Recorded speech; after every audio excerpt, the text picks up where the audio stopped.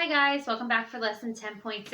All right, so for today, today's lesson, we have 3 vocabulary terms, 3 theorems, and 4 examples to work through. Okay, so let's jump right into the vocab. Tangent segment, a segment that is tangent to a circle at its endpoint. All right, so we're going to, I'll draw a diagram. We're going to see circles, right? So a tangent segment is a segment that is tangent to a circle at an endpoint. So a tangent segment will look like that. It's a segment that is tangent to the circle at an endpoint. Now, we're typically going to see something where we have a tangent segment and then maybe a secant, okay? But this is the tangent segment when they're referring to the tangent segment. So this is your tangent segment. Right. Next, we have a secant segment. So a segment that contains a chord of a circle and has one endpoint outside of the circle. All right. So an example. I'm going to copy the same one that I have in my notes. So here I have a tangent segment, and then I have my secant segment. Okay. So this right here is your secant segment. All right, going through the definition again, it's a segment that contains a chord. This piece right here is a chord, all right, and has one endpoint outside of the circle. So that's your secant segment. All right, next we have the external segment. So I'm just going to refer to this diagram here. The part of the secant segment that is outside of the circle. So if we're talking about the external segment, we're talking about this part right here of your secant segment that is outside of the circle. So this is your external. Oh, it's getting messy. Hold on one second. Try that again.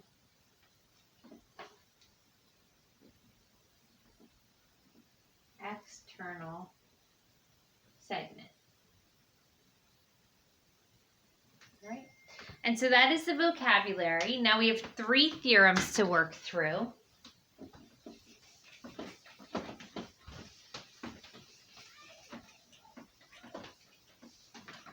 All right. So the first theorem is called the segments of a chord theorem. Okay. And what it looks like in a diagram form is something like this, okay? And the theorem says this: if 2 chords intersect in the interior of a circle, so here I have one chord and a second chord, and they're intersecting in the interior of a circle, then the product of the lengths of the segments of one chord is equal to the product of the lengths of the segments of the other chord. It's very wordy, but all it means is I can break this chord into 2 pieces. I'm going to call this piece 1 and this piece 2. And then I can break this chord into 2 pieces, piece 3 and piece 4. And this theorem tells us that you can take piece 1, multiply it by piece 2, and it's going to equal the product of the other pieces of the other chord. So it's going to equal piece 3 times piece 4. Now I'm going to write this in words when we look at the first example when we're dealing with this theorem. Okay, so that's the first theorem for today. The next theorem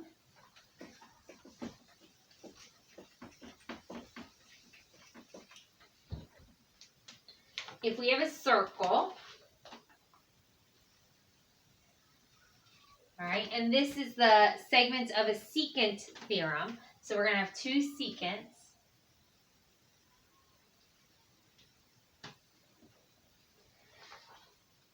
All right, this theorem says that if 2 secants share the same endpoint outside of a circle, so here's one secant and its endpoint, the second secant endpoint, they share an endpoint outside of a circle, then the product of the length of one secant and its external segment equals the product of the length of the other secant and its external segment.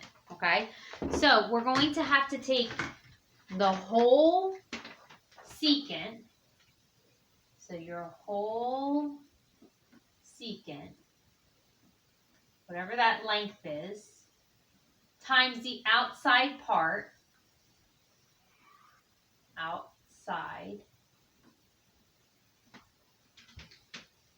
did I call it part? I did in my notes, outside part. And we're going to have to multiply by the whole secant over here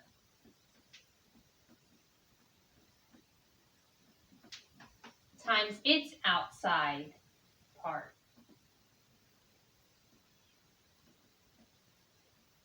Okay, so I'll write that in equation form now. So this theorem allows us to say this whole secant, so whole secant times its external part, I just call it the outside part, it's going to equal, now I move over to the other secant, the entire length of this secant, so whole secant, times the outside part, or the external piece, times outside part. Okay, that's theorem 2 for the day. And the final theorem, give myself a little spray.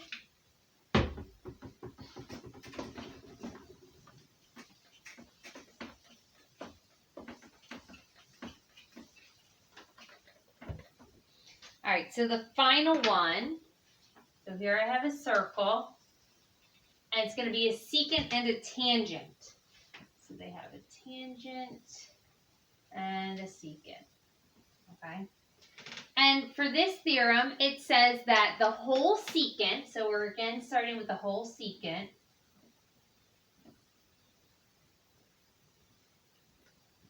times the outside part,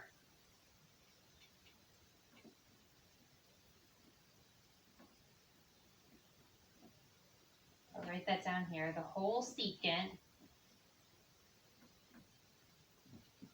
times the outside piece, the outside part, or the external secant, right, is equal to the tangent squared. So it's going to be equal to tangent squared, whatever the length of the tangent is squared, equals tangent squared. Okay, so that is our last theorem for the day. So now we have 4 problems. Okay, basically you just have to match the problem up with the theorem so that you use the right equation. So let's see if I can get all 4 problems up at the same time. Problem number 1 is a diagram that looks like this, and you're given 2 chords that intersect. You have x, you have x plus 1, you have 6, and you have 5. The second one is another circle with 2 chords that intersect. Keegan, stop copying me. That's my son repeating everything I'm saying. You have 15, you have 10, you have 7x, and you have 5x minus 2. Okay. The third problem, you have a circle, you have a secant. It barely looks like a secant, so when you look at the worksheet, it barely looks like a secant. It almost kind of looks like a tangent, but it's a secant and another secant. And I know it's a secant because this piece inside the circle is labeled with a length of 1, and the part outside is x plus 2, and then x plus 3 inside, and 2 on the outside. And finally, the fourth problem we're going to look at, you have a circle, you have a tangent, and a secant. The tangent is x plus 1, the secant is x minus 1 on the outside, and 5 on the inside. okay?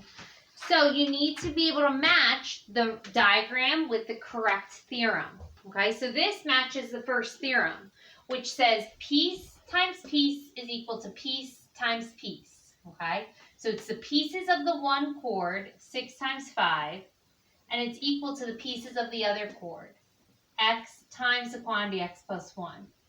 Okay, now there might be some factoring involved in these problems. Let's see. So I have 30 equals, distribute the x squared plus x. As soon as I see it's x squared, I know it's quadratic. I have to set it equal to 0. So bring the 30 over by subtracting. X squared plus x minus 30 equals 0. Then I need to factor. So what two numbers multiply to negative 30 but add to a positive 1? That's going to be a positive 6 and a negative 5. Set each of those equal to 0, the zero product property, and solve for x. So you have x is equal to 6, x equal to negative 6, x is equal to positive 5. Now, the length of this segment can't be negative, so I'm going to ignore the negative solution and just take the positive. All right. Problem number 2, again, is two chords that intersect inside the circle, so it's the same theorem. The pieces of the one set equal to the pieces of the other. Okay, and I think I'm going to let you guys work that one out on your own. Yeah, it's not quadratic, so I think you guys can work that one out on your own. Okay. Number 3, two secants. So our theorem said the whole secant, so this whole secant is how long? Well, it's x plus 3 plus 2. So that's x plus 5. So it's the whole secant, x plus 5, times the outside part, which is 2, is equal to the whole secant. Well, how long is this secant? It's x plus 2 for this part plus the 1. So it's x plus 3. So it's the whole secant, x plus 3, times the outside part. This is the outside part, so it's x plus 2 that you have to multiply by. So this one, we have to distribute the 2 in. So you have 2x plus 10. And you have to FOIL. First, outer, inner, last. X times x is x squared. Then I'm going to have 2x. Inside terms, 3x. 6. Combine like terms in the middle. So I have 2x plus 10 equals x squared plus 5x plus 6. I'm going to subtract 2x and subtract 10 from both sides so I can set it equal to 0. So if I subtract the 2x, I'm going to have a 3x. And if I subtract the 10, I'm going to have a negative 4. Kind of running out of room. Let me see if I can angle this down for a minute. All right, so what two numbers multiply to give you a negative 4 and add to give you a positive 3? So you're going to have a positive 4 and a negative 1. Set them equal to 0 and solve. So x equals negative 4, x equals positive 1. Plug in negative 4. Can that work? Negative 4 plus 2. That would leave me with a length of negative 2. That doesn't work. So I just have x is equal to 1. Okay. And the last problem for today. Here I have, down just a little bit. Here I have a secant and a tangent. So it's the whole secant. So the whole secant is the 5 and the x minus 1. So 5 and negative 1 gives you 4, so it's x plus 4. The whole secant, x plus 4, times the outside part. The outside part is the x minus 1. Is equal to the tangent squared. So it's going to be x plus 1 squared.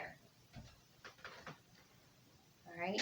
You're going to FOIL. So you're going to have x squared minus 1x plus 4x minus 4. Over here you have to FOIL as well. So you might want to write it out as x plus 1 times x plus 1. Don't just square the x and square the 1. You'll be missing a middle term. So now I have x squared, turn this around, plus 3x minus 4. FOILing, I'm going to have x squared plus 1x plus 1x plus 1. So x squared plus 3x minus 4 is equal to x squared plus 2x plus 1. Nice thing, it's not going to, I didn't realize I was so far down, sorry. It's not going to stay quadratic because I'm going to subtract an x squared from both sides and the x squares cancel. So now it's a linear equation. All right, so get the x's on one side, I'm going to subtract the 2x from both sides. So I have 1x, and I'm going to add the 4 to both sides. So I have 1x equals 5. All right, and there you have it. All right, so that is the rest of lesson 10.6. Jump on over to your textbook, get that work done, and I'll see you guys later. Bye.